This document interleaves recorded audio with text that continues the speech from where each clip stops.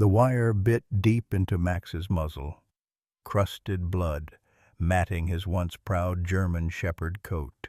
His eyes, those same eyes that had stared down drug dealers and found missing children, now clouded with confusion and betrayal. Detective Jack Sullivan dropped to his knees in the rain-soaked alley, his weathered hands trembling as he reached toward the animal that had once been his partner, his protector, his friend. "Easy, boy," he whispered, his voice breaking. "It's me." Max backed away, a low growl rumbling from his throat. 7 years of trust dissolved by 2 months of hell.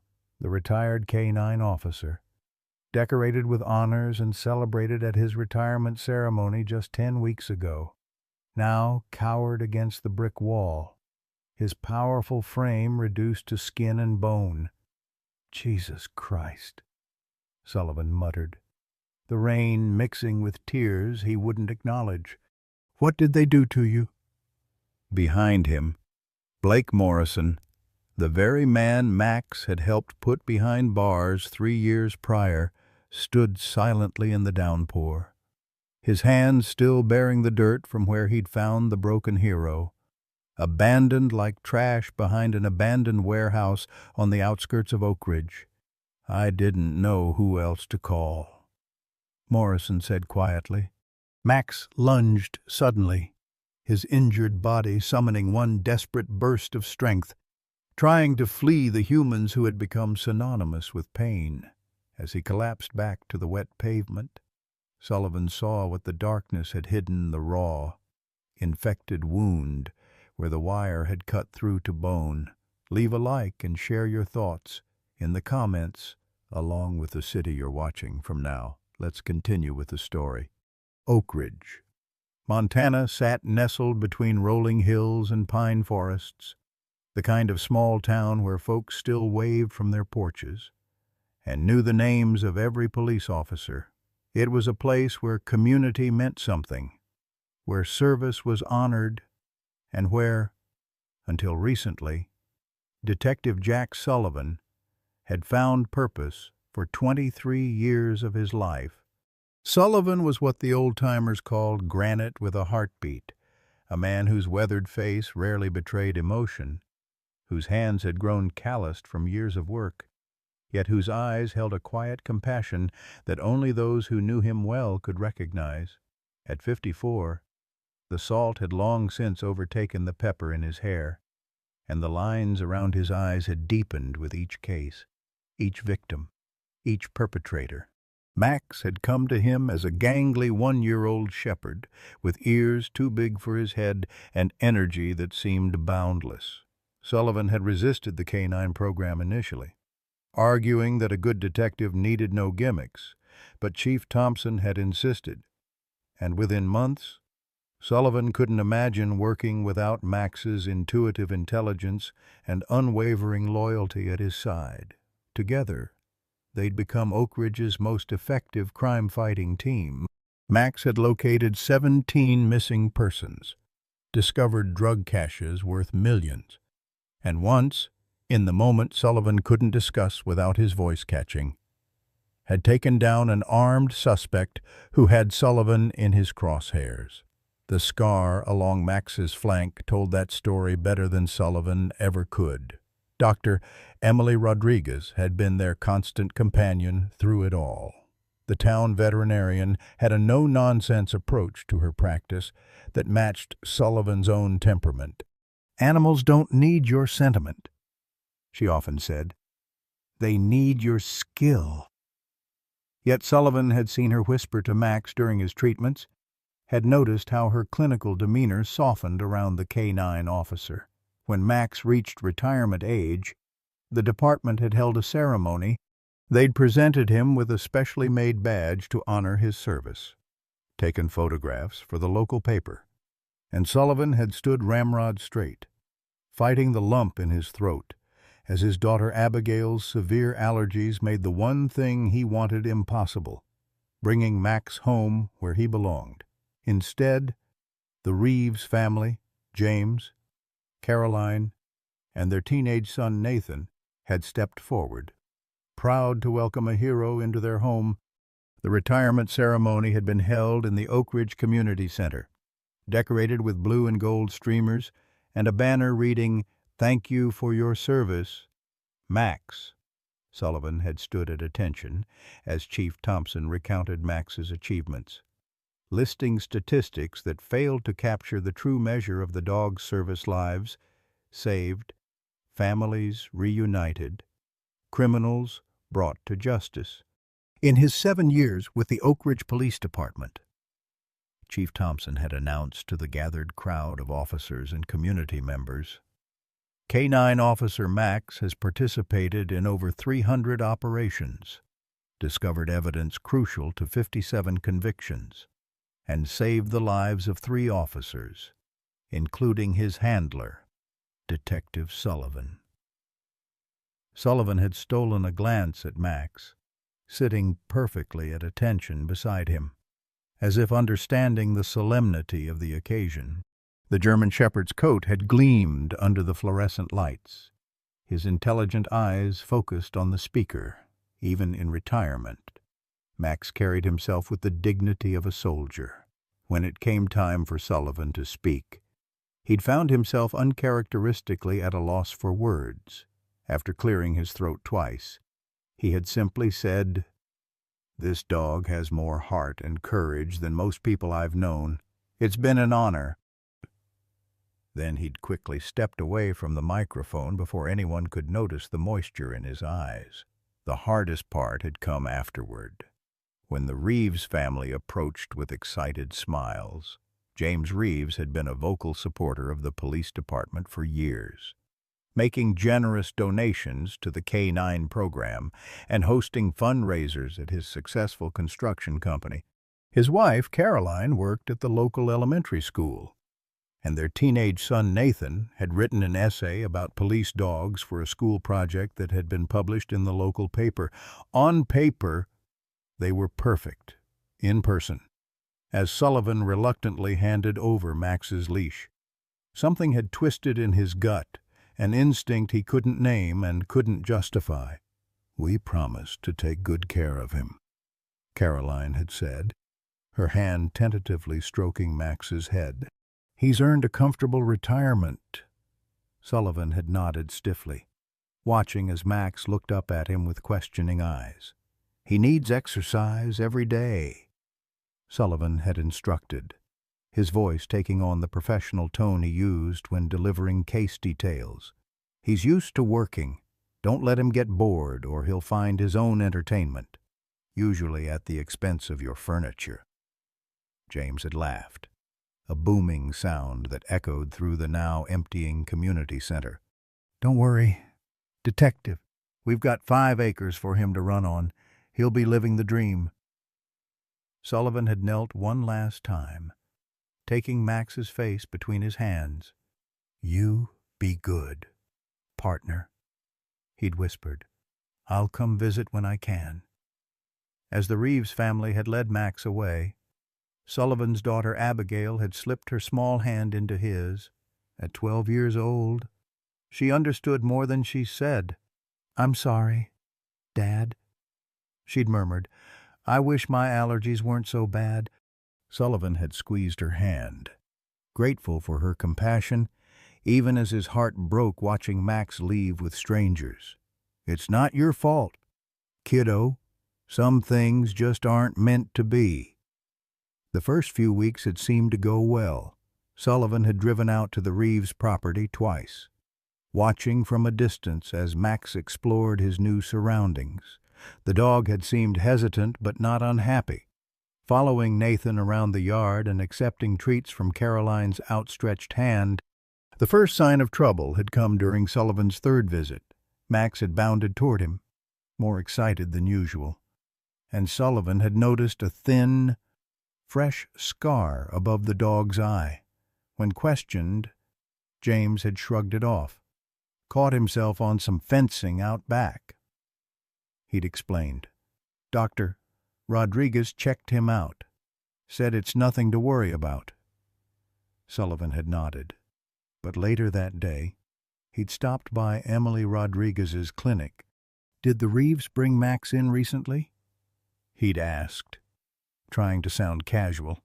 Emily had frowned, looking up from her paperwork. "No. Should they have?" That night, Sullivan had lain awake, staring at his ceiling, unable to shake the feeling that something wasn't right. He'd considered calling James, asking more questions, but what could he say? That he had a hunch, that after years of trusting Max's instincts, he was now trusting his own. 3 days later, Max had disappeared. James Reeves had called the station, his voice tight with concern, reporting that the gate had been left open and Max had gotten out. A search had been organized immediately, with officers and volunteers combing the woods and neighborhoods surrounding the Reeves property. Sullivan had joined the search without being asked. His stomach knotted with fear and the persistent feeling that he had failed his partner by letting him go. The first 48 hours of a search are critical, Sullivan knew from experience. After that, the chances of finding what you're looking for drop dramatically. For 3 days, the Oak Ridge community had rallied, combing the woods and neighborhoods surrounding the Reeves property with flashlights and calling Max's name. Volunteers had posted flyers on telephone poles and storefronts. The local radio station had broadcast hourly updates. Sullivan had barely slept, running on coffee and the gnawing fear that ate at his insides. Every time his phone rang, his heart leapt, only to plummet again when it wasn't news about Max. He'd questioned the Reeves family repeatedly, growing more suspicious as their stories contained small inconsistencies. "You said the gate was open when you got home from work." Sullivan had pressed James Reeves in their living room on the 3rd day. "But your son told Officer Daniels he noticed it open when he returned from school, which would have been 3 hours earlier." James had exchanged glances with Carolyn, who had stepped in smoothly. "Nathan must be confused. With all the stress, days are blurring together. People often forget details when they're upset." Sullivan had agreed, his detective's voice deceptively calm. "That's why I like to ask questions while memories are still fresh." That evening, Sullivan had parked his unmarked car a half-mile from the Reeves home, watching the comings and goings. Nothing seemed unusual until just after midnight, when a pickup truck had pulled into the driveway. A man Sullivan didn't recognize had gotten out and entered the house without knocking. 40 minutes later, the same man had emerged, carrying what looked like a large duffel bag. Sullivan had snapped photographs with his phone, his instincts screaming that something was very wrong. He'd considered following the truck but decided against it. Max was his priority, and Sullivan couldn't shake the feeling that the Reeves family knew more than they were saying. The next morning, while reviewing the photographs on his phone, Sullivan had noticed something that made his blood run cold. The license plate on the mystery pickup matched one associated with Tyler Reeves, James's brother, a name Sullivan knew well. 3 years ago, Max had discovered 50 kilos of heroin hidden in a shipment of lumber bound for Tyler's construction site, leading to Tyler's conviction and a 15-year prison sentence. According to records, Tyler should still be incarcerated at the state penitentiary. Sullivan had been about to take this information to Chief Thompson when his phone had rung. The caller ID showed a number he didn't recognize. "Detective Sullivan." He'd answered tersely. "You don't know me," a male voice had said. "But I think I found your dog." Blake Morrison had been the last person Sullivan expected to see again. 5 years earlier, Max had tracked Morrison through miles of forest after a drug deal gone bad resulted in a shooting. Morrison had received a 10-year sentence but was apparently out on parole for good behavior. Now he stood in front of Sullivan in the alley behind Rusty's bar. his hands shoved deep in the pockets of his worn jacket. "I recognize him from the flyers," Morrison had explained, keeping his distance as Sullivan had approached Max cautiously. "I was taking a shortcut home and heard whimpering." The sight of Max huddled against the wall, his muzzle cruelly bound with wire, had driven everything else from Sullivan's mind. The proud, strong dog Sullivan had known was barely recognizable, emaciated, wounded, and terrified. "We need to get him to Dr. Rodriguez," Sullivan had said, his voice breaking as he tried to move closer to Max, who growled weakly. "He doesn't recognize me. He's been hurt bad," Morrison had observed quietly. "People who'd do this to a dog." He'd trailed off, shaking his head. Sullivan had managed to wrap his jacket around Max, who had struggled briefly before going limp from exhaustion. As carefully as he could, Sullivan had lifted his former partner, shocked at how light the once powerful dog had become. "Why'd you call me?" Sullivan had asked Morrison as they'd walked quickly toward Sullivan's car. "You could have just called Animal Control." Morrison had been silent for a moment. "I knew what he meant to you," he'd finally said. "I saw it that day in the woods, the way you looked at him when he found me. It wasn't about catching me. It was about him being safe." Sullivan had settled Max in the back seat of his car. The dog's breathing labored and his eyes unfocused. "I'm calling Dr. Rodriguez," Sullivan had said, pulling out his phone. "She'll meet us at the clinic. And Morrison." "Thank you." Morrison had nodded once before melting back into the shadows of the alley. The drive to the veterinary clinic had been the longest 10 minutes of Sullivan's life. Every whimper from the back seat had stabbed through him like a physical pain. When he'd carried Max through the clinic doors, Emily Rodriguez had taken one look and immediately cleared her examination room. "Put him here," she'd directed, her professional demeanor firmly in place despite the shock Sullivan had seen in her eyes. "What happened?" "I don't know," Sullivan had admitted, his hands still gentle on Max's fur. "But I intend to find out." As Emily had worked to sedate Max and begin treating his wounds, Sullivan had stepped outside to make a call. Chief Thompson needed to know what had happened, and the Reeves family had some serious explaining to do. "This isn't just animal cruelty," Sullivan had told the chief, his voice tight with controlled fury. "This is attempted murder of a police officer." When Sullivan had returned to the examination room, Emily had been carefully cutting away the wire that had been cruelly wrapped around Max's muzzle. Her hands were steady, but Sullivan could see the anger in the tight set of her jaw. "I've never seen anything like this," she'd said quietly. "The wire has cut almost to the bone in places. He's severely dehydrated and has lost at least 40% of his body weight. There are other injuries, too. Broken ribs, a fractured leg that started to heal improperly. This wasn't a one-time thing. Jack, someone tortured this dog systematically over weeks." Sullivan had leaned against the wall, feeling suddenly dizzy with rage. "Will he make it?" Emily had met his eyes steadily. "I don't know, but if he does, he won't be the same Max you knew. Trauma like this, it changes them." "Well, it changes all of us," Sullivan had replied, watching the gentle rise and fall of Max's chest under the influence of the sedative. "But we survive." News spread quickly in a town like Oak Ridge.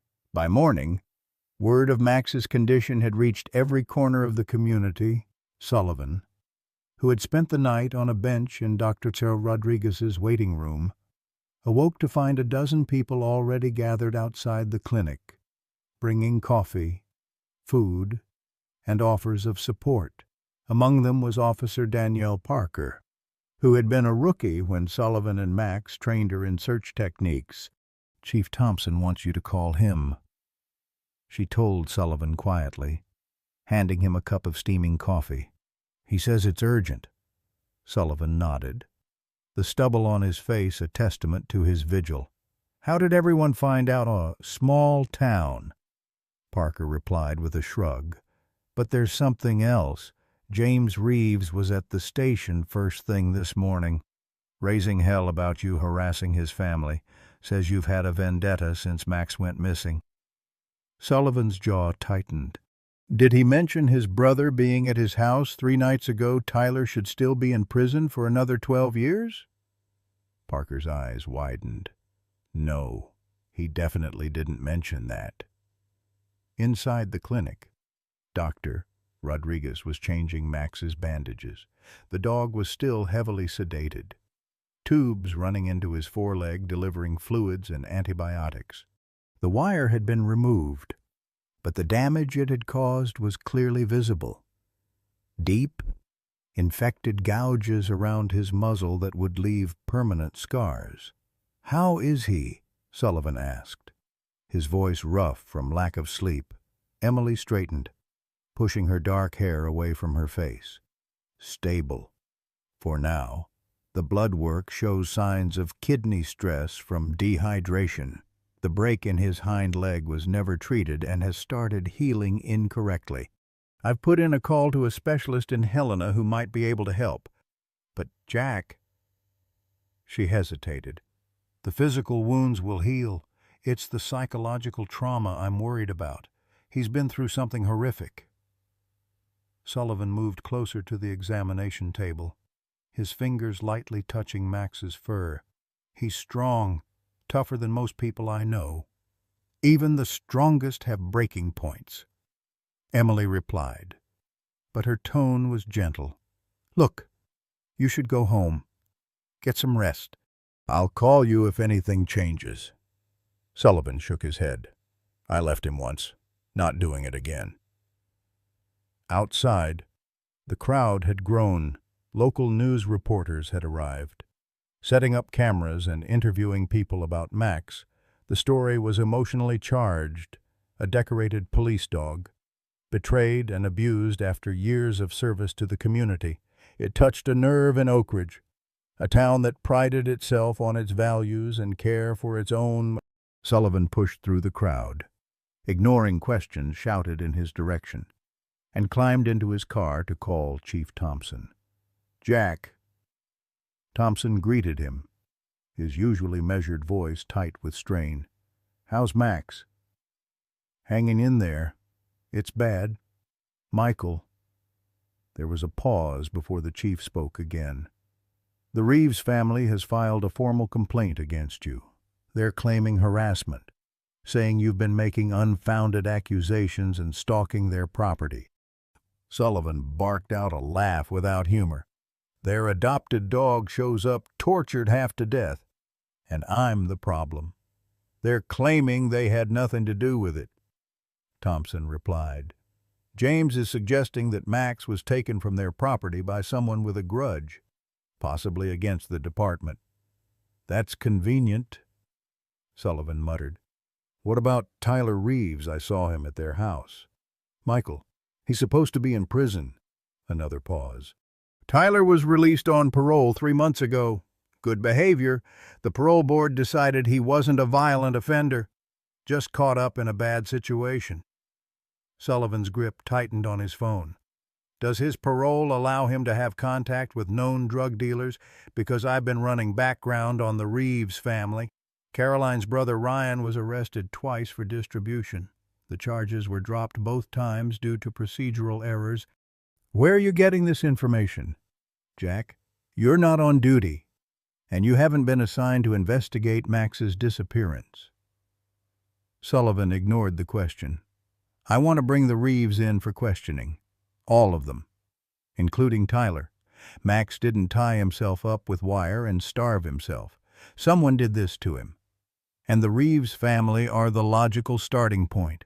"It's not that simple?" Thompson said. His voice lowered. James Reeves has friends on the city council. He's been a major donor to the department for years. So we ignore what happened because he writes checks. Sullivan's voice rose with anger. Jesus! Michael! You saw what they did to him. He was one of us. He's a dog. Jack! Thompson replied, immediately regretting his words. I didn't mean... He's a police officer who can't speak for himself. Sullivan interrupted coldly. If you won't investigate officially, I'll do it myself. Don't make me suspend you, Thompson warned. This needs to be handled carefully. Sullivan ended the call without responding, his hands shaking with fury. As he sat in his car, trying to calm his breathing, there was a knock on his window. Blake Morrison stood there, hands shoved in his pockets. Looking uncomfortable, Sullivan rolled down the window. What are you doing here? Came to check on the dog, Morrison replied. How's he doing? Something in Morrison's demeanor made Sullivan pause. The ex-con was fidgeting, his eyes darting around nervously. Why do you care? You and Max weren't exactly friends. Morrison shrugged. Been thinking about it all night.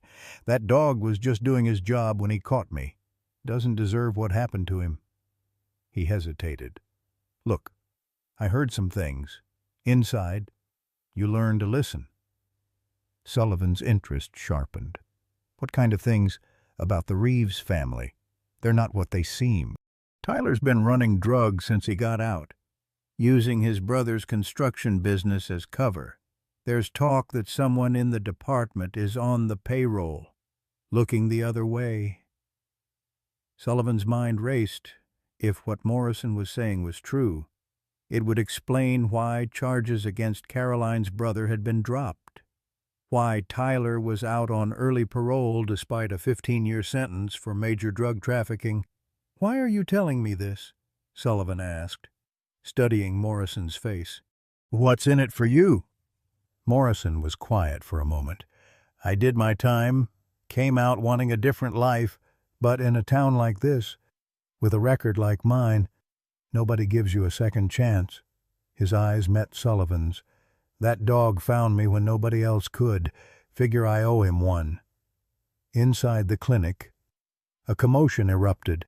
Sullivan turned to see Emily Rodriguez rushing from room to room, calling for her assistant. Without a word to Morrison, Sullivan bolted from his car and ran inside. What's happening? He demanded, finding Emily attaching monitoring equipment to Max, whose body was rigidly arched, trembling violently. Seizure, she replied tersely, her movements swift and practiced. Could be from the head trauma or a reaction to the antibiotics. She glanced up at Sullivan's pale face. I need space to work. Jack, please, wait outside. The next hour was the longest of Sullivan's life. He paced the waiting room, ignoring the growing crowd outside and the repeated calls from Chief Thompson. When Emily finally emerged, the lines of exhaustion on her face had deepened.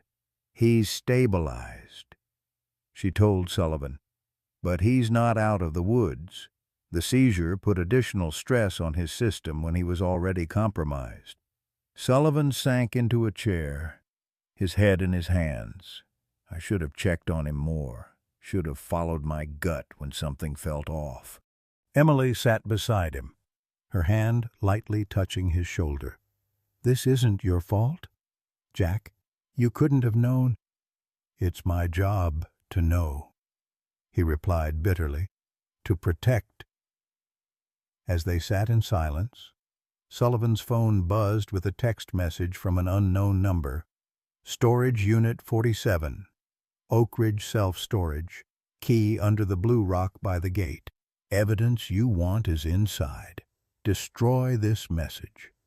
Sullivan stared at the screen, then deleted the message. He rose, determination replacing the despair in his eyes. I need to go check something out. Call me if there's any change. Jack? Emily called after him. Don't do anything stupid. Max needs you in one piece. The Oak Ridge self-storage facility sat on the edge of town, a collection of orange metal buildings surrounded by a chain-link fence. Sullivan found the blue rock by the gate, and underneath it, a key attached to a plastic tag marked 47. Unit 47 was at the back of the complex. Away from the road, Sullivan approached cautiously, his years of police work making him wary of traps or setups. The padlock opened smoothly with the key. Sullivan lifted the rolling door slowly, wincing at the metallic groan it produced. The storage unit contained a single metal filing cabinet and a small digital video recorder connected to a laptop. Sullivan pulled on a pair of latex gloves from his pocket before touching anything. The filing cabinet drawers contained financial records for Reeves Construction, including invoices for building materials that seemed excessively high for the projects listed. Tucked into the back of the bottom drawer was a small notebook with names, dates, and amounts, what appeared to be a record of payoffs. Sullivan photographed everything with his phone before turning to the video recorder. The laptop connected to it showed footage from what seemed to be a hidden camera inside the Reeves home. Sullivan scrolled through the dated files, stopping at the day Max had disappeared. The timestamp showed 3:17 p.m. The footage showed James and Tyler Reeves in what appeared to be a heated argument. James pointed repeatedly toward the backyard, while Tyler gestured angrily. When James turned away, Tyler struck him from behind, sending him crashing into a coffee table. The next clip showed Tyler dragging Max by a choke chain into the garage. The dog was fighting, but Tyler produced what looked like a stun gun, using it to subdue Max before forcing his muzzle shut with what Sullivan now recognized as the same wire that had been removed from Max's wounds. Sullivan felt sick as he watched, but forced himself to continue, documenting everything. The final clip showed Tyler loading something heavy, presumably Max, into the trunk of a car, then driving away. The timestamp indicated this was nearly 2 weeks before Max had been found in the alley, as Sullivan was about to close the laptop. One more file caught his eye, a folder labeled PD Payments. Inside were copies of checks made out to various recipients, including one to a M. Thompson for consulting services to Reeves Construction.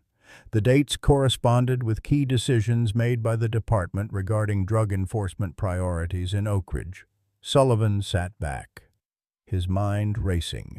If these records were legitimate, they implicated not only the Reeves family in Max's abuse, but suggested corruption within his own department, possibly reaching all the way to Chief Thompson himself. The sound of gravel crunching underfoot alerted Sullivan to someone's approach. He quickly gathered the most damning evidence, tucking it inside his jacket before sliding the storage unit door partially closed. Through the gap, he could see a police cruiser had pulled up, and Officer Daniels was walking toward the unit, hand resting casually on his holstered weapon. "Detective Sullivan," Daniels called out. "Chief Thompson's been trying to reach you. Everything okay?" Sullivan emerged from the unit, careful to pull the door closed behind him. "Just following up on a lead," he replied evenly. "What brings you out here?" "Daniels." The younger officer shifted uncomfortably. "Chief asked me to locate you. Says it's urgent you return to the station. Something about interfering with an ongoing investigation." "What investigation?" Sullivan asked, keeping his voice neutral despite the alarm bells ringing in his head. "Into the Reeves family," Daniels replied. "Apparently there's been a development. Chief wants all hands on deck." Sullivan nodded slowly, trying to read Daniels' expression. Was he part of whatever was happening, or just following orders? Tell him I'll be there as soon as I check in on Max." "No can do, sir," Daniels said, his hand tightening slightly on his weapon. "Orders are to bring you in directly." Sullivan considered his options. He could refuse, but that would only escalate the situation. Better to play along and figure out what was happening. "All right," he conceded. "Let me just lock up here." As Sullivan secured the padlock on the storage unit, he palmed the key, dropping it discreetly into a patch of weeds. Whatever was on that laptop and in those files, he needed to make sure it remained accessible. The ride to the station was tense with unspoken questions. Sullivan kept his expression neutral, his mind working through scenarios and possibilities. If Thompson was involved with the Reeves family, then walking into the station might be walking into a trap. But if he ran now, he'd be abandoning Max and any chance of justice. As they pulled into the station parking lot, Sullivan noticed several unfamiliar vehicles, including a black SUV with government plates. Inside the building, the atmosphere was charged with tension. Officers moved purposefully between desks, while plainclothes individuals Sullivan didn't recognize conferred in Thompson's office. Chief Thompson emerged, his face grave. "Jack, thank you for coming in. We need to talk." Sullivan followed Thompson to the conference room, where a woman in a tailored suit waited. She stood as they entered, extending her hand. "Detective Sullivan, I'm Special Agent Miranda Wells, FBI. We've been investigating the Reeves family for the past 18 months as part of a multi-state drug trafficking operation." Her gaze was direct, assessing. "I understand you've had a personal encounter with them recently." Sullivan glanced at Thompson, whose expression revealed nothing. "My former canine partner was placed with them after retirement," Sullivan replied carefully. "He was found 3 days ago, tortured and abandoned." Agent Wells nodded, her expression softening slightly.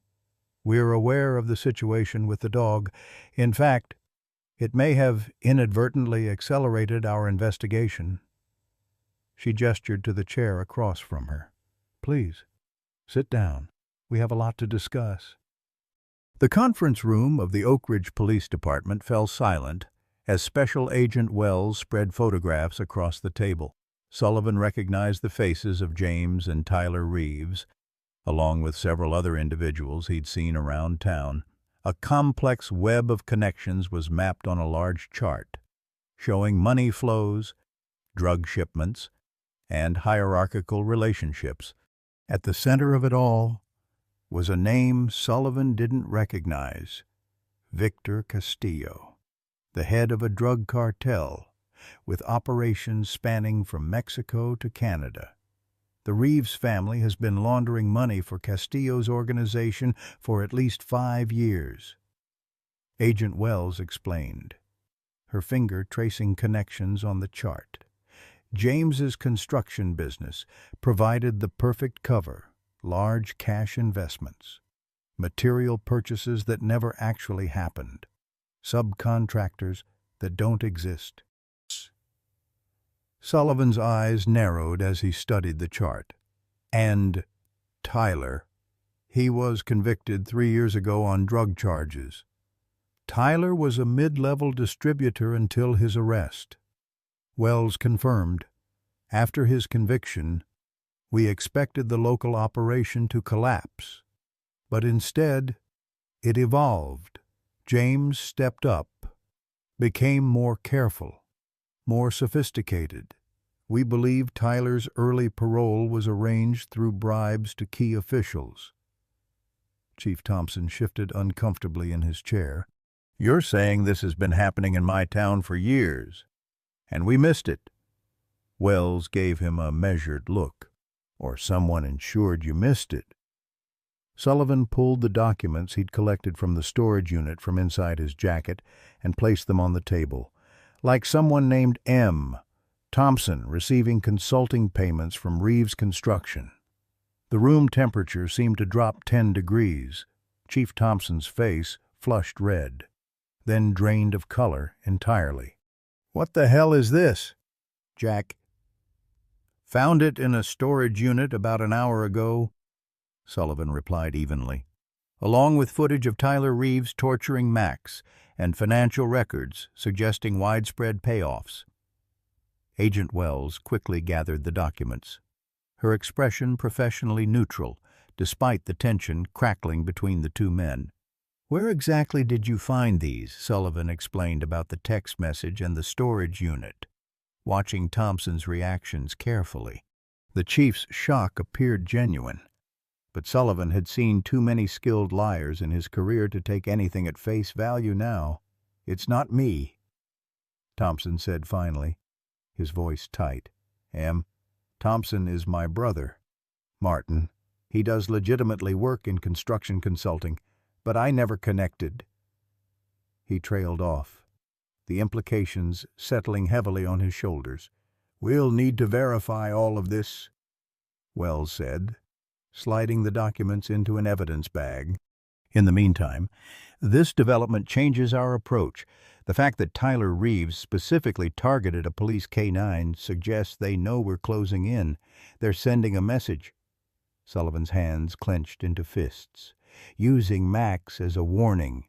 "Exactly," Wells confirmed. "And now that you've been seen retrieving evidence from the storage unit, you may be in danger as well. Officer Daniels reported your presence there immediately." "To me," a new voice interjected from the doorway. District Attorney Eleanor Hayes stood there, her usually immaculate appearance showing signs of haste. "And I reached out to Agent Wells directly, bypassing normal channels. We don't know how far this corruption extends." Thompson looked stricken. "Eleanor, you can't think I'm involved in this." "What I think doesn't matter," she replied coolly. "What matters is following the evidence." She turned to Sullivan. "The community's in an uproar over what happened to Max.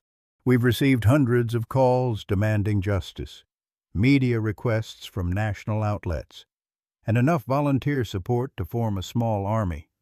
Sullivan nodded. "People care about him. He's served this town faithfully for years." "We can use that," Agent Wells said, tapping her fingers thoughtfully on the evidence bag. "The Reeves family doesn't know about this evidence yet.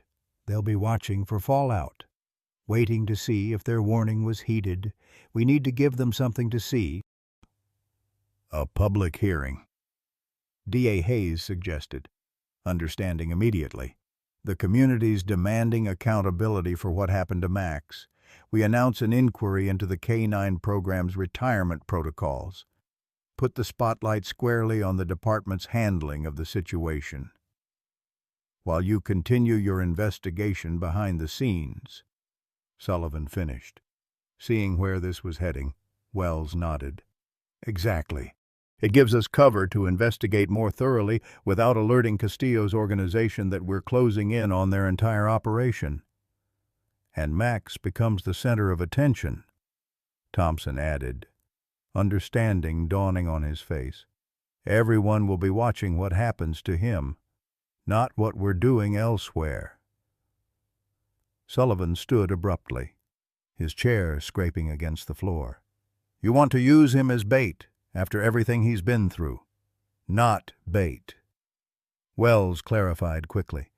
"A distraction, a focal point for public attention while we dismantle this organization from the inside out. Max won't be in any additional danger, in fact. We'll assign protection to him round the clock." Sullivan wasn't convinced. "And what about the people who did this to him?" "Tyler Reeves tortured a police officer and left him to die. I want him charged." "He will be," D.A. Hayes assured him. "But right now, charging him with animal cruelty would alert the organization that we're on to them. We need to play this carefully if we want to bring down everyone involved, all the way up to Castillo." Sullivan paced the small conference room, conflict evident in every line of his body. "So you want me to participate in this public hearing?" act outraged about department protocols, while secretly we're building a case against a drug cartel. Essentially, yes. Wells confirmed. Your genuine concern for Max makes you the perfect advocate. No one will question your motives or suspect you're part of a larger investigation. And what about my brother? Thompson asked quietly. If he's involved, we follow the evidence wherever it leads. Hayes said firmly. Family connections won't provide immunity.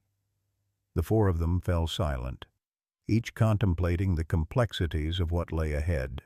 Sullivan's thoughts returned to Max, lying wounded in Emily Rodriguez's clinic, oblivious to the forces now gathering around him. I need to check on Max, Sullivan said finally. If we're going to do this, I need to know he's stable first. Wells nodded. Go. We'll begin setting things in motion. The hearing will be scheduled for tomorrow afternoon, giving us time to position our people and gather more evidence. As Sullivan drove back to the veterinary clinic, his mind raced. The simple case of animal cruelty he'd been pursuing had exploded into something far larger and more dangerous. Yet at the center of it all remained Max Loyal. Brave Max, who had suffered unimaginably at the hands of criminals seeking to send a message. The crowd outside the clinic had grown, now including television news vans from Helena and Missoula. Sullivan pushed through them without comment, ignoring shouted questions about Max's condition and whether arrests had been made. Inside, he found Emily Rodriguez in her office, reviewing test results. She looked up as he entered, the weariness in her eyes momentarily replaced by relief. He's awake, she said simply. No more seizures. He's still very weak, but he's fighting. Sullivan felt something loosen in his chest. Can I see him? Emily led him to the recovery room where Max lay on a padded bed, an IV still attached to his foreleg and monitors tracking his vital signs. The bandages around his muzzle had been changed, fresh white gauze covering the wounds. The dog's eyes were open, following Sullivan as he entered the room.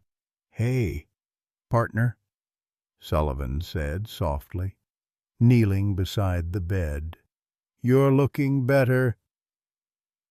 Max's tail thumped once against the bedding, a small movement. But to Sullivan, it meant everything. He reached out slowly, letting Max see his hand before gently touching the dog's head, avoiding the bandaged areas. The public hearing is tomorrow, Sullivan told Emily as Max's eyes drifted closed again. They're using what happened to Max as cover for a larger investigation. Emily's expression hardened. Using him? You mean, haven't they done enough? It's not like that. Sullivan tried to explain. This goes beyond what happened to Max. There's a drug trafficking operation running through Oak Ridge, with connections to a major cartel. The FBI has been investigating for months, and Max just happened to be placed with a family at the center of it all, Emily asked skeptically. That's quite a coincidence. Sullivan stared at her, a new realization dawning. It wasn't a coincidence. The placement program for retired canines who manages that. The department. I assume Chief Thompson would have approved the placement. Sullivan's mind raced back to the evidence chart in the conference room. The connections between the Reeves family and various officials, or Martin Thompson, his brother, who has been receiving payments from Reeves Construction. Emily sank into a chair, the implications hitting her. You think Max was deliberately placed with the Reeves family? As what insurance leverage? A way to monitor the department, Sullivan suggested grimly. A canine handler knows things, sees things. Max was in my home for years, in my car during phone calls, present at crime scenes and meetings. If someone wanted to know what the department was focusing on, what better way than to place my former partner with a family they controlled? That's... Emily searched for words. That's diabolical. And it explains why they reacted so violently when the FBI investigation started closing in. Sullivan continued, the pieces falling into place.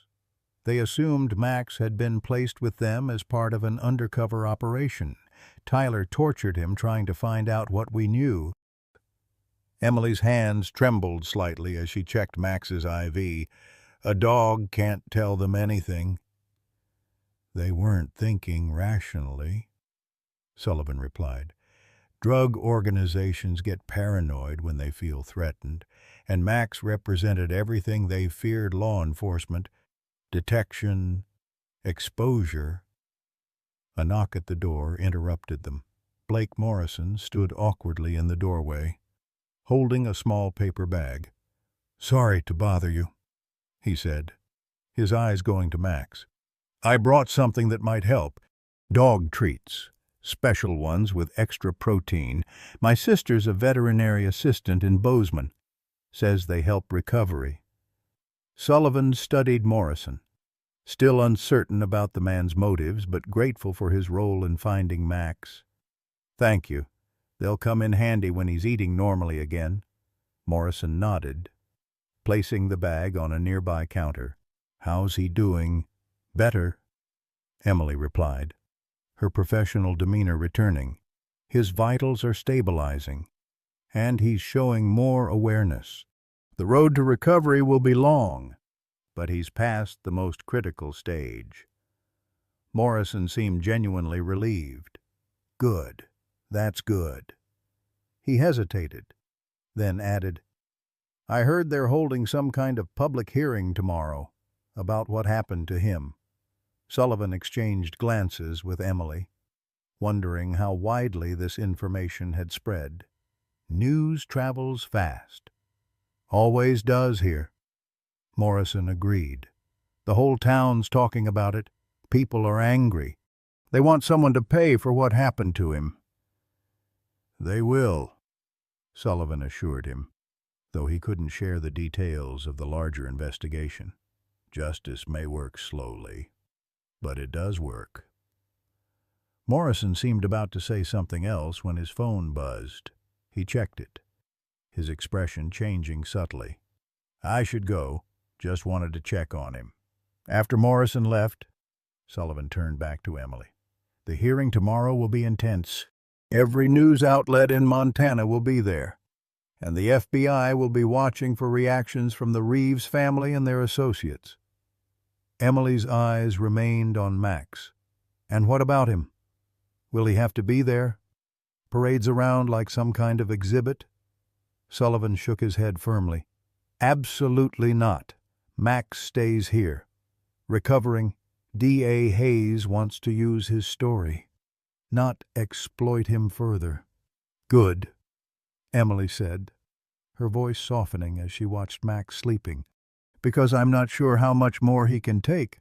The physical wounds will heal eventually, but the trauma—" Jack, when he first came in, he was terrified of human touch. A dog who spent his life working alongside people, suddenly seeing every hand as a potential source of pain. That kind of betrayal leaves scars we can't see. Sullivan knew she was right. The Max he had known confident, fearless, unfailingly loyal, might never fully return. But sitting beside his former partner, watching the steady rise and fall of his chest, Sullivan felt a fierce resolve harden within him. "We'll get through this," he promised, unsure if he was speaking to Max or himself. "Whatever comes next, we face it together." The Oak Ridge Community Center had never been so full. By noon the next day, every seat was taken, with people standing along the walls and spilling out into the parking lot where speakers had been hastily installed. News vans from across the state lined the street, their satellite dishes reaching skyward like metal flowers searching for sun. Inside, the air was thick with tension and the low murmur of a community united in outrage. Sullivan sat at a table facing the crowd, alongside D.A. Hayes, Chief Thompson, and two city council members. His dress uniform felt suddenly tight around the collar, the weight of his badge heavier than usual. He'd spent the morning with Max, whose condition had improved marginally overnight. The dog had managed to take a few laps of water on his own and had acknowledged Sullivan with that same single thump of his tail against the bedding. "We're ready to begin," D.A. Hayes announced, tapping the microphone. The room gradually fell silent, all eyes turning to the front. "Thank you all for coming today. We're here to address the horrific abuse of retired K-9 Officer Max and to examine the protocols that failed to protect him after his years of service to this community." Sullivan surveyed the crowd, noting James Reeves sitting in the third row, his face a careful mask of concern. Caroline sat beside him, her eyes red-rimmed as if she'd been crying. Of Tyler, there was no sign, likely lying low after the torture he'd inflicted on Max. Among the faces, Sullivan also spotted Blake Morrison standing quietly at the back, his expression unreadable. D.A. Hayes outlined the purpose of the hearing to establish a timeline of events, to examine the K-9 retirement program's procedures, and to determine what changes were needed to prevent such tragedies in the future. She deliberately made no mention of arrests or criminal charges, maintaining the fiction that this was strictly an administrative review. When it was Sullivan's turn to speak, he approached the microphone with measured steps, aware of the cameras capturing his every move, every expression. The FBI had coached him that morning. "Be genuine in your outrage," they'd said, "but avoid any mention of the larger investigation or your suspicions about the Reeves family. Max served this department and this community for 7 years," Sullivan began, his voice steady despite the emotion churning beneath his words. "He located missing children, caught dangerous criminals, and saved the lives of fellow officers, including my own. His reward for this service was to be placed in a home where he was starved, tortured, and left to die alone in an alley." Photographs of Max's injuries appeared on the large screen behind him, clinical images taken at the veterinary clinic showing the deep wounds from the wire, the protruding ribs, the improperly healed fractures. A collective gasp rose from the audience, followed by angry murmurs. "The system that was supposed to protect him failed at every level," Sullivan continued, now directly addressing Chief Thompson as they had rehearsed. "Background checks were inadequate. Follow-up visits were cursory at best. When signs of abuse appeared, they were dismissed or overlooked." Thompson's face showed appropriate shame and regret, emotions Sullivan suspected were not entirely feigned. Now that the chief understood the extent of his brother's possible involvement, "I take full responsibility for these failures." Thompson responded when it was his turn. "As chief of police, the ultimate accountability rests with me. We will completely overhaul our K-9 retirement program, implementing rigorous screening and monitoring protocols to ensure this never happens again." From the corner of his eye, Sullivan noticed Agent Wells, dressed in civilian clothes, moving quietly around the perimeter of the room, observing reactions, particularly those of James and Caroline Reeves. Other agents, similarly undercover, were positioned strategically throughout the crowd and outside the building. The hearing continued for another hour, with testimony from the K-9 training officer and questions from the city council. Throughout, Sullivan maintained his role as the outraged partner, demanding accountability while carefully avoiding any accusations that might tip off the Reeves family to the larger investigation unfolding around them. When the public comment period began, dozens of community members approached the microphone, expressing their horror and demanding justice for Max. Several former military dog handlers spoke emotionally about the bond between human and canine partners. Local veterinarians offered to establish a fund for retired service animals. Children from the elementary school presented drawings of Max in his police vest. With messages of healing and love, James Reeves eventually took his turn at the microphone, his expression appropriately solemn.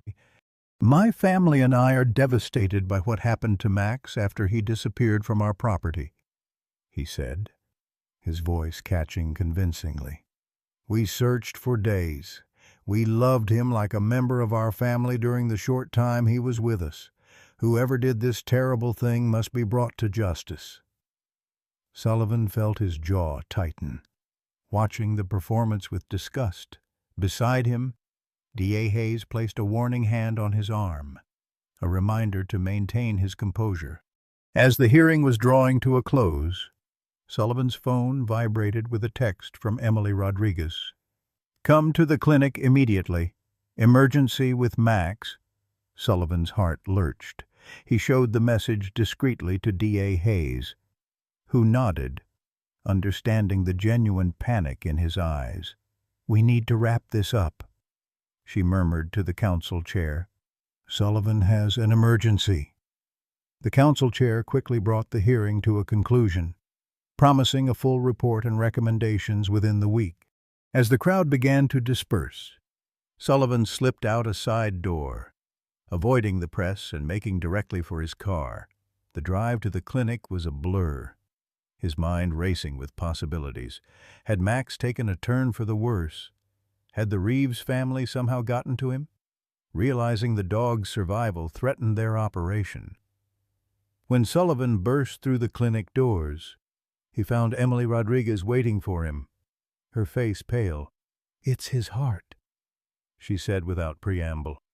"The strain of the injuries, the dehydration, it's caused cardiac damage. He collapsed about 20 minutes ago." Sullivan followed her into the treatment room where Max lay on the examination table, an oxygen mask over his muzzle and monitors beeping with alarming irregularity. The dog's eyes were closed, his breathing shallow. "Can you help him?" Sullivan asked, his voice barely audible. Emily's professional demeanor cracked slightly. "I've given him medication to stabilize his heart rate, but he needs more specialized care than I can provide here. The nearest veterinary cardiologist is in Helena, at the Regional Animal Hospital." "Then that's where we're going," Sullivan said immediately. "How do we transport him? It's risky moving him in this condition." Emily cautioned. "But staying here—" She didn't finish the sentence. They both knew Max's chances were diminishing by the minute. "I'll call for a police escort," Sullivan decided, already pulling out his phone. "We can have him in Helena in under an hour." As Emily prepared Max for transport, Sullivan stepped outside to make the necessary calls. The first was to Chief Thompson, explaining the situation and requesting the escort. The second was to Agent Wells, informing her of the development and the potential security implications. "This changes things," Wells said, her voice tense. "If the Reeves family believes Max is being moved, they might see it as an opportunity to finish what they started, or they might think we're moving evidence against them. I'm not leaving him here to die." Sullivan replied flatly. "He's going to Helena with or without FBI approval." There was a brief silence on the line. "We'll provide additional security," Wells finally conceded. "Unmarked vehicles, agents posing as veterinary staff." "But Sullivan, you need to understand, this could accelerate our timeline significantly if they make a move against Max. We'll have to act immediately, possibly before all our pieces are in place." "Do what you have to do," Sullivan told her. "My priority is Max." Within 15 minutes, Emily's veterinary ambulance was ready, Max secured inside with IV fluids and monitoring equipment. Sullivan climbed in beside him. refusing to be separated again. As the ambulance pulled out of the clinic parking lot, two police cruisers fell into position, one in front and one behind. Unmarked FBI vehicles joined the small convoy less conspicuously. Sullivan placed his hand gently on Max's side, feeling the labored rise and fall of the dog's breathing. "Hang on, partner," he whispered. "Just a little longer." As they raced toward Helena, lights flashing and sirens clearing their path, Sullivan couldn't shake the feeling that they were heading not just toward Max's last chance at survival, but toward some final confrontation where all the pieces of this twisted puzzle would finally come together, for better or worse. The road to Helena stretched before them like a lifeline, each mile bringing Max closer to specialized care, but also deeper into uncertainty. The veterinary ambulance maintained a steady 70 miles per hour. The police escorts clearing traffic ahead with flashing lights and occasional sirens. In the back, Sullivan sat with his hand resting gently on Max's side, monitoring each labored breath, while Emily checked the IV drips and cardiac monitors with practiced efficiency. "His heart rate stabilizing," she said after 30 minutes on the road, cautious hope in her voice. "The medication seems to be working." Sullivan nodded, unwilling to fully embrace optimism yet. He'd seen too many situations turn on a dime, too many moments of hope shattered by sudden tragedy. Through the ambulance windows, he caught occasional glimpses of unmarked vehicles maintaining position around them. Agent Wells's promised security detail. His phone buzzed with a text from Chief Thompson. "Reeves left the community center immediately after you did, officers following." Sullivan showed the message to Emily, whose lips tightened into a thin line. "They know we're moving him. Wells has people in place," Sullivan assured her, though his hand instinctively moved to where his service weapon would normally be. He'd left it locked in his car in his haste to reach the clinic. They were halfway to Helena when Emily's monitoring equipment began emitting a high-pitched alarm. Max's body tensed, his breathing growing more labored. "Pull over!" Emily shouted to the driver. "I need to stabilize him before we continue." The ambulance veered onto the shoulder, the escort vehicles forming a protective perimeter. Emily worked with swift precision, adjusting medications and oxygen flow while Sullivan held Max steady, murmuring reassurances that seemed woefully inadequate against the dog's suffering. "What's happening?" Sullivan asked, watching the erratic patterns on the cardiac monitor. Emily's focus remained on her patient. "The damage to his heart is more extensive than I thought. The stress of transport is aggravating it." She looked up, meeting Sullivan's eyes directly. "Jack, I need to sedate him more deeply to reduce the strain. But with his weakened state, there's a risk he won't wake up." The choice hung between them. Continue with Max conscious, but in distress and potentially causing more cardiac damage, or sedate him with the risk that his systems might be too compromised to recover. "Do what you need to do," Sullivan said finally, his voice rough. "Just don't let him suffer." Emily nodded once, then prepared and administered the sedative. Within moments, Max's body relaxed, his breathing evening out. Though slower and shallower than before, the alarms on the monitoring equipment quieted. "We need to move," Emily told the driver. "Faster now." As they pulled back onto the highway, Sullivan's phone rang. Agent Wells. "We have a problem," she said without preamble. "Tyler Reeves was spotted 20 minutes ago at a gas station near the interstate. He's driving a black pickup with tinted windows, and he's not alone." Sullivan's grip on the phone tightened. "You think he's coming after Max?" "It's a strong possibility," Wells confirmed. "We have people on him, but if he spots the escort, he'll know exactly which vehicle to target." Sullivan looked at Max, now unconscious and vulnerable. "What's the plan?" "There's a state police checkpoint 10 miles ahead. We're going to route you through it and swap vehicles. Transfer Max to an unmarked medical transport that will take him the rest of the way to Helena while the original ambulance continues as a decoy." Sullivan relayed the plan to Emily, who immediately began preparing Max for a rapid transfer. "It's risky to move him again," she warned, "but less risky than a confrontation." The checkpoint appeared ahead. A line of state police vehicles blocking all but one lane of the highway. The ambulance pulled into a cordoned-off area where another, unmarked medical van waited, its rear doors open and a medical team standing by. The transfer was executed with military precision. Max, still unconscious, was moved on his stretcher directly from one vehicle to the other. The monitoring equipment and IVs never disconnected. Emily climbed into the new transport. But as Sullivan moved to follow, Agent Wells intercepted him. "I need you in a separate vehicle," she said quietly. "If Tyler Reeves is watching, he knows you'll be with Max. We need to split the targets." Sullivan started to protest, but the logic was undeniable. "Emily goes with Max." Wells nodded. "Along with 2 of our agents posing as medical staff. They're armed and highly trained. Your dog will be protected." As the vehicles reorganized, the original ambulance continuing with police escort as a decoy, while the unmarked transport carrying Max slipped away on a secondary road, Sullivan found himself in the passenger seat of an unmarked FBI sedan.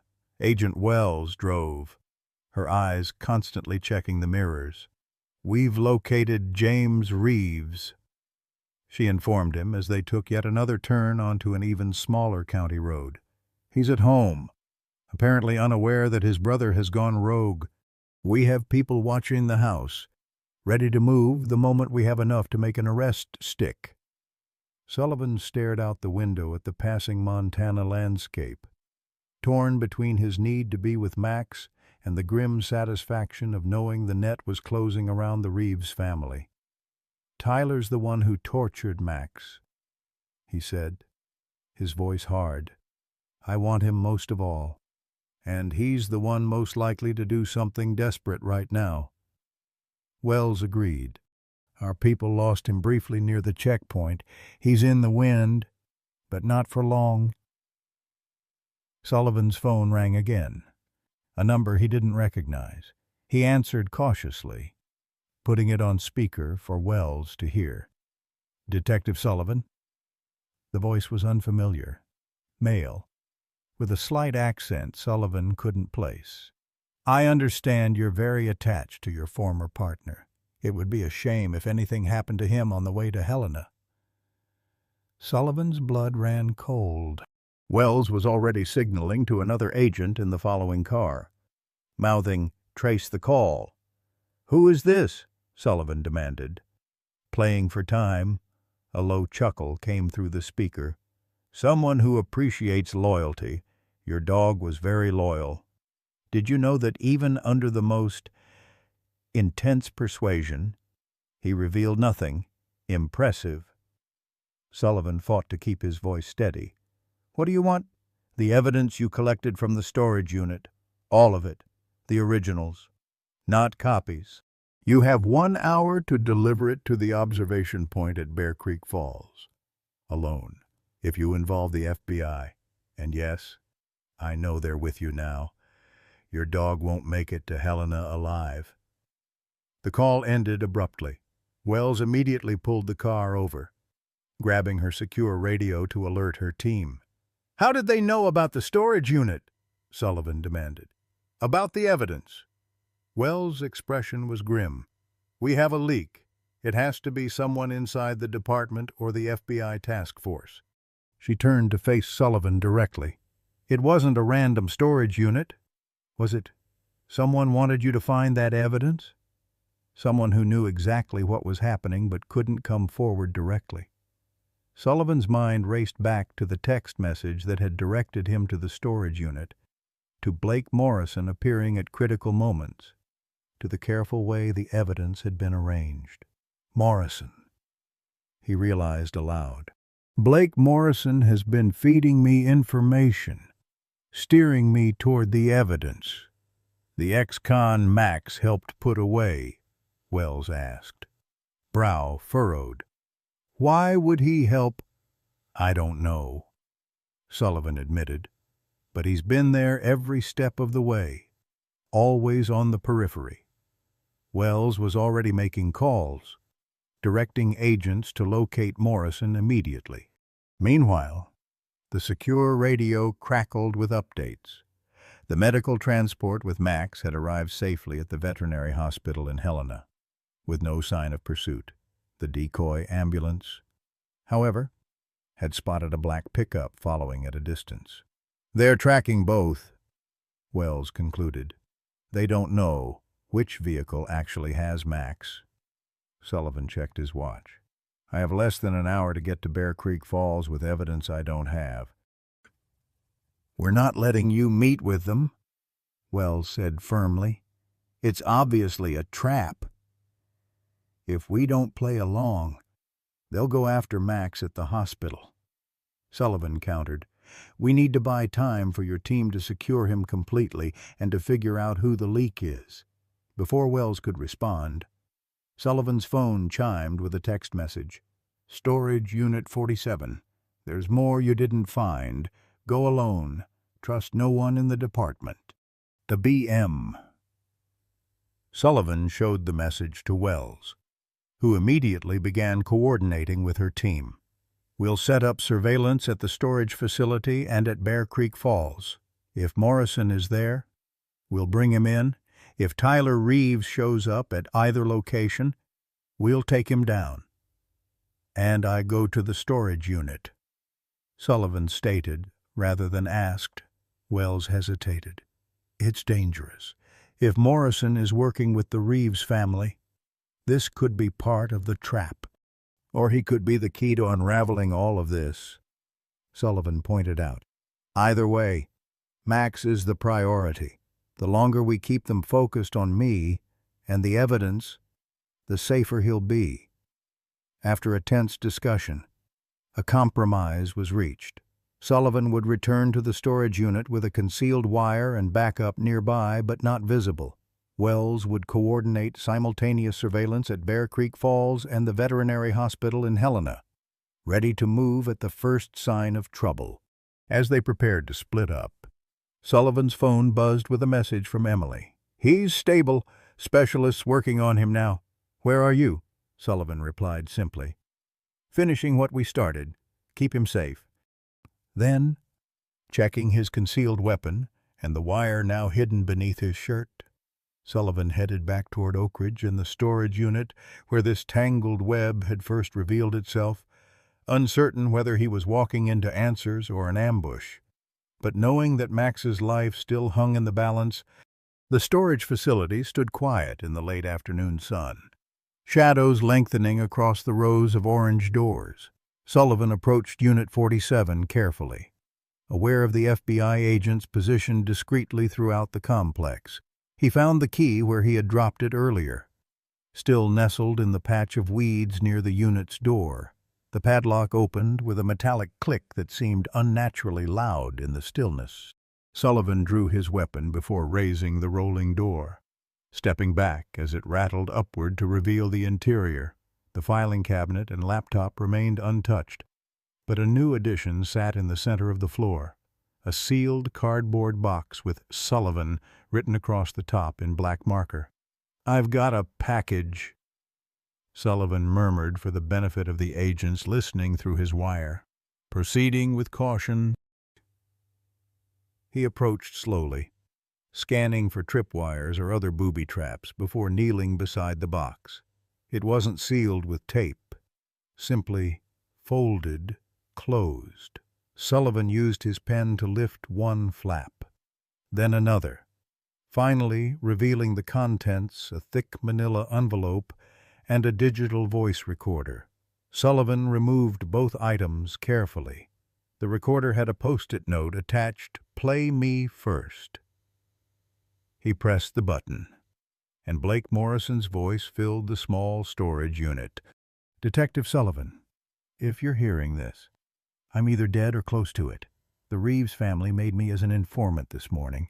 I've been working with the DEA for 16 months, building a case against Victor Castillo's organization. Tyler Reeves was my cellmate in prison. That's how I got in. Feeding information to the feds in exchange for a reduced sentence." Sullivan exchanged a glance with the FBI agent who had silently appeared at the storage unit door. The recording continued. "What happened to your dog wasn't random. When Tyler got out on parole, James put him in charge of security for their local operations.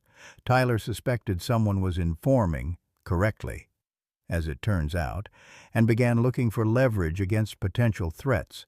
When your canine partner was placed with the family, Tyler saw an opportunity. He believed the dog was trained to gather evidence, maybe wearing some kind of recording device." Sullivan's hands tightened around the recorder.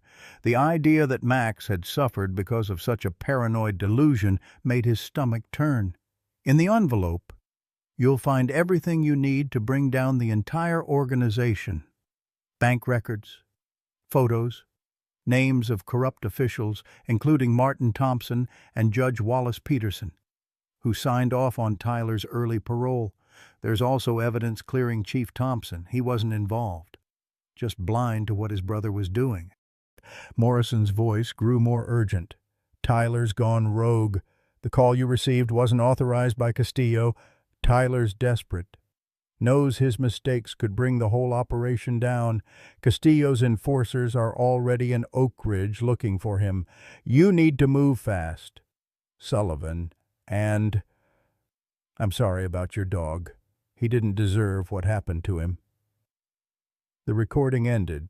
Sullivan opened the manila envelope, finding exactly what Morrison had described: detailed financial records, photographs of meetings between James Reeves and various officials, and a comprehensive organizational chart of Castillo's operation in Montana. "We need to get this to Agent Wells immediately," Sullivan told the FBI agent beside him, "and find Morrison before—" The crack of a gunshot cut him off, followed by the sound of breaking glass. Both men ducked instinctively as a second shot punched through the storage unit's thin metal wall. "Sullivan," Tyler Reeves' voice called from outside. "I know you're in there. Bring me the evidence, or I swear to God I'll finish what I started with your mutt." Sullivan and the agent exchanged hand signals, establishing positions as more FBI personnel converged on the location. Through his earpiece, Sullivan could hear Agent Wells coordinating the response, ordering snipers into position and calling for backup from local police. "Tyler Reeves," Sullivan called back. "You're surrounded by federal agents. Put down your weapon and surrender." The answer came in the form of another barrage of gunfire, this time aimed at the agents moving into position behind vehicles. Tyler was clearly visible now, using a pickup truck as cover, his face contorted with desperate rage. "They'll kill me if I go back to prison," Tyler shouted. "Castillo doesn't tolerate failure." Sullivan realized with growing clarity that Tyler wasn't expecting to leave this confrontation alive. He was cornered, facing a lifetime in prison if captured, or death at Castillo's hands if he ran. A man with nothing to lose was the most dangerous kind. "Where's Morrison?" Sullivan demanded, trying to keep Tyler talking while the FBI positioned their assets. Tyler laughed, a harsh sound without humor. "Your snitch, I took care of him the same way I took care of your dog. Should have seen his face when I told him I knew he was working with the feds." Sullivan felt a cold dread settle in his stomach. Morrison had risked everything to build this case, to atone for his past crimes, and Tyler had likely killed him for it. The standoff continued for tense minutes, Tyler firing sporadically while FBI agents tightened their perimeter. Sullivan used the time to study the evidence Morrison had provided, finding a particular detail that might give him leverage. "Tyler," he called out during a lull in the gunfire, "I know about Victor Castillo's daughter." The silence that followed was profound. Sullivan had found photos in the envelope showing Tyler in intimate settings with a young woman Morrison had identified as Castillo's daughter, Sophia, a relationship that would certainly earn Castillo's most severe punishment if revealed. "That's why you're so scared," Sullivan continued. "Not just prison. You betrayed Castillo in the most personal way possible." "Shut up," Tyler's voice cracked with panic. "You don't know what you're talking about." Sullivan pressed the advantage. "Sophia's pregnant, isn't she? That's what the document from Oak Ridge Medical Center shows. You're not just running from the law, you're running from your child's grandfather." The revelation had the desired effect. Tyler's composure shattered completely. He broke cover. Firing wildly in Sullivan's direction, the FBI snipers took their opportunity, and Tyler fell, wounded but alive, his weapon skittering across the asphalt. As agents moved in to secure Tyler, Sullivan's phone rang. Emily Rodriguez. "Jack." Her voice was breathless with excitement. "Max is responding to treatment. The cardiologist says his heart function is improving. He's not out of the woods. But—" She paused, her voice cracking slightly. "He recognized me. Jack. He wagged his tail when I said his name." Sullivan closed his eyes briefly, the tension of the past hours releasing in a wave of relief. "I'm on my way," he promised. "Just need to wrap things up here first." The aftermath unfolded rapidly.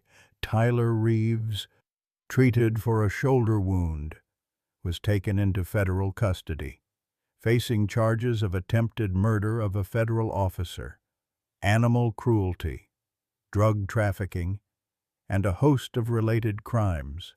James and Caroline Reeves were arrested at their home without incident, their son Nathan placed with relatives pending investigation of his involvement. In Helena, Sullivan finally reached Max's side near midnight.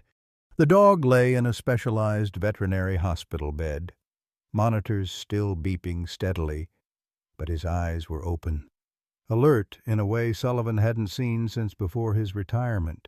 Despite the bandages still covering much of his muzzle and the obvious weakness in his body, there was recognition in those eyes.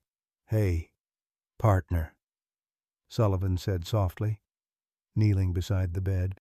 "Heard you've been giving the doctors here a run for their money."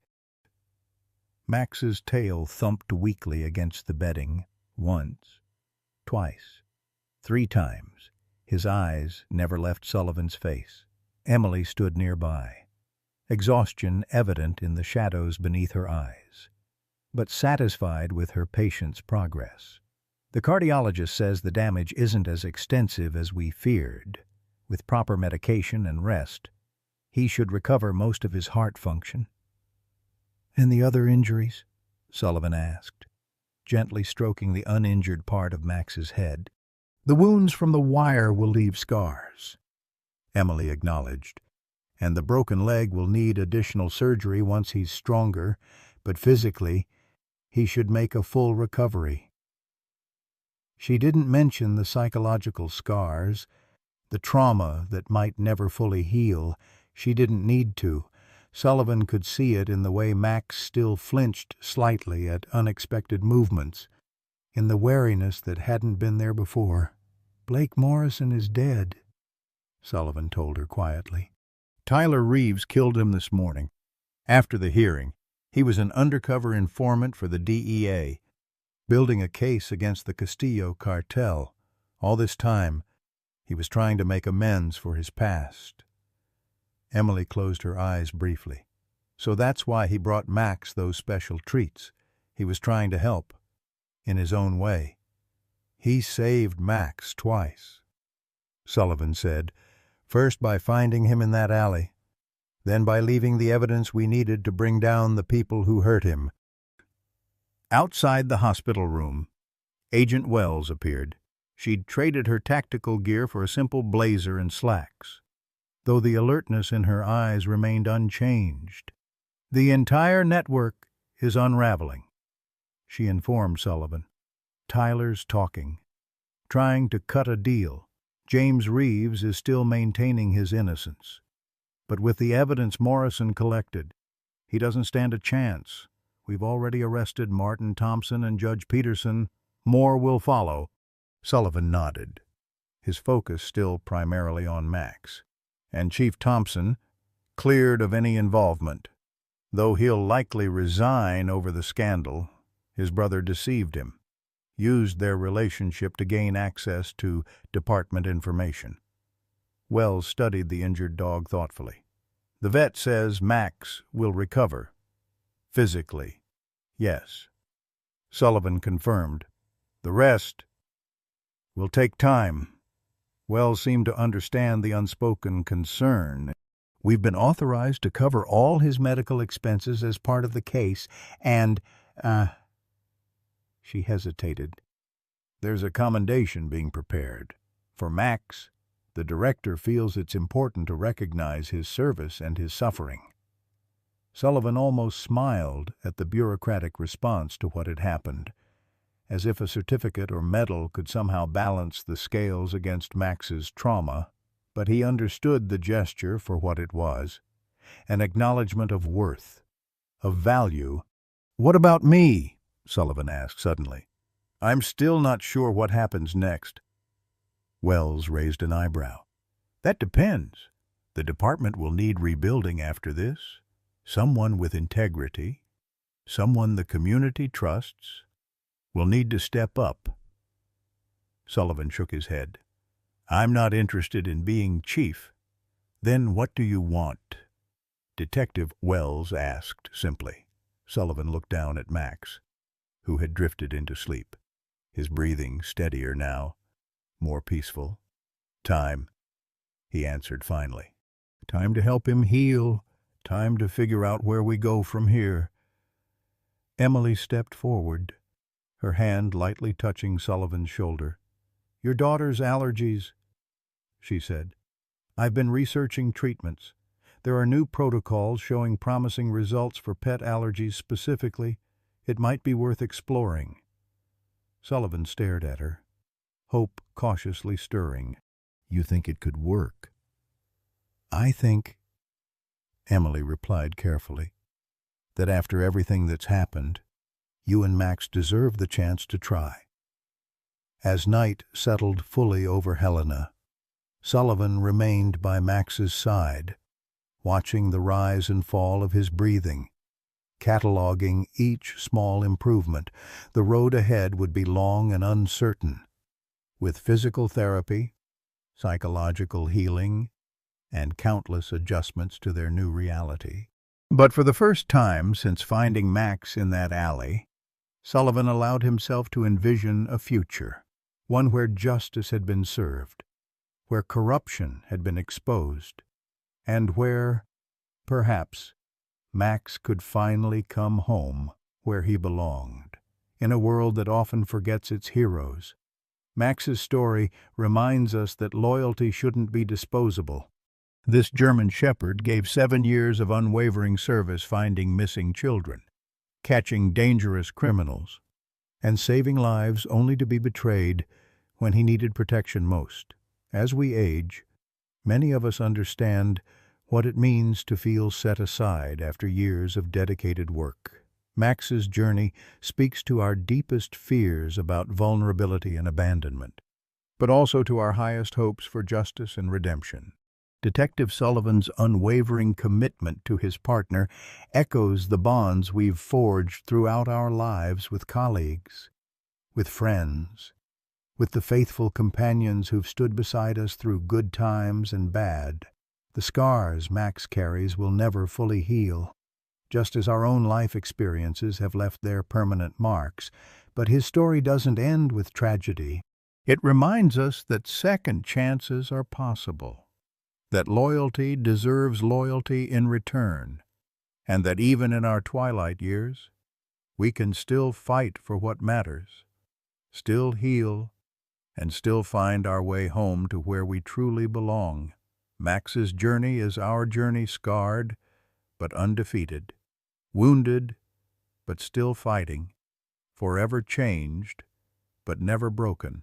I hope you enjoyed today's story. Subscribe to the channel so you don't miss more stories like this. Leave a like and comment below what you thought of the story. See you in the next video.